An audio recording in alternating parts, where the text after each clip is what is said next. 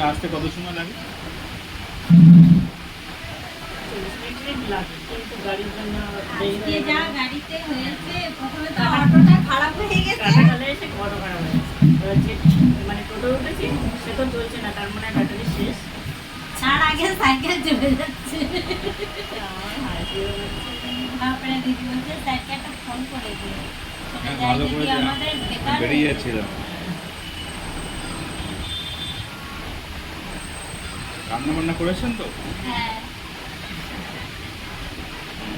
এখানে প্রতিদিন আসলে একটা অভিজ্ঞতা হয়ে যায় যে এখানে গেলে কখন বেরোবো ওটা ঠিক নেই। হ্যাঁ।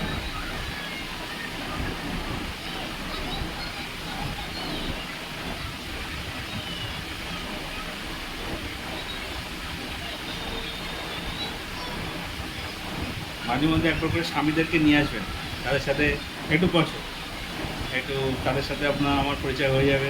হ্যাঁ, ওনার তো আনতেই হবে, ওনার হাতটা খুব যন্ত্রণা করে এই সাইডটা। এর আগেও বার শুনেছিলাম। বলছিলাম, হ্যাঁ। কিন্তু ওনার তো সময় হয় না, ভীষণ মানে নিজের খেয়াল রাখতে রাখে।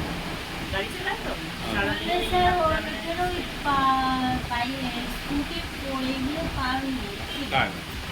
আমাদের বাবার, হ্যাঁ। মানে আমার হাজবেন্ড। আচ্ছা।